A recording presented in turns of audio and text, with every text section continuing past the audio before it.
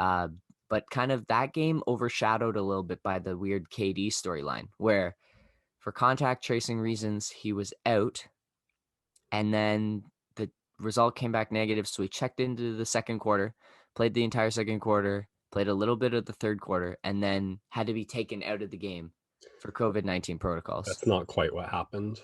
Okay. So he was out because someone he had contact with, whatever that means, we don't know, had an inconclusive test. And so at first, the Nets thought they had to sit him out and they were in contact with the league. Like, what do we do? And the league informed them, like, at the last minute, okay, we're not going to make him sit for an inconclusive test. Um, so they played him because the test hadn't come back, and then it came back positive, and that's when they pulled him.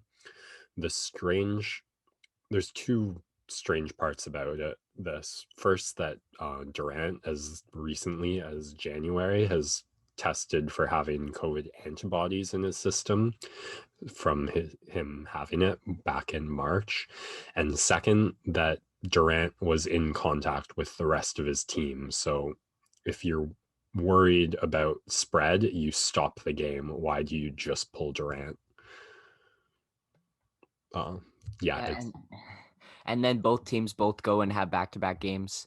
Brooklyn went to Philadelphia, and Toronto went to Atlanta. So, like, if obviously they got lucky and nothing came out of this, but if he had managed to contract it from that positive test, then we've got four teams now who all have COVID circling around the league. Yeah, I mean, it's hard to evaluate because we have no idea what it means that Durant had close contact with someone who tested positive. Like, were they in an elevator together? Did they stop and say hello on the street?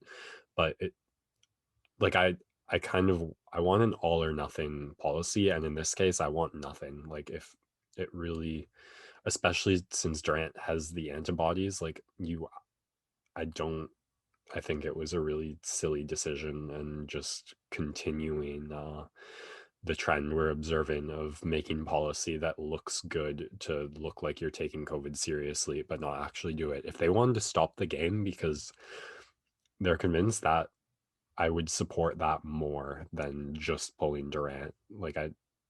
And then if the rest of the team is testing negative, like, why can't Durant play the next game against Philly? I'm not an epidemiologist, but I saw a funny tweet this weekend. Like, oh, so I'm starting to realize epidemiologists are the economists of the science world. Um, Kind of the same way we say economists have predicted 12 of the last six recessions, I think, is how epidemiologists operate. But yeah, I don't like it. It doesn't really seem on board with the fact that Durant has antibodies, the fact that he was in contact with the rest of his team, and yeah, it totally overshadowed the Raptors getting that win. Yeah, but it will continue to be a storyline. We're getting closer and closer to that first half of the season ending, having an all-star game, which we've already talked about, probably a bad idea. But there'll be a lot of rescheduling and weird games in the second half of the season. The NBA, I think, is just going to trudge through until they can make it to the playoffs. Maybe they'll have a little bit of a buffer period before the playoffs. Uh, but we know there's going to be no bubble because the players don't want that. So it'll be interesting to follow.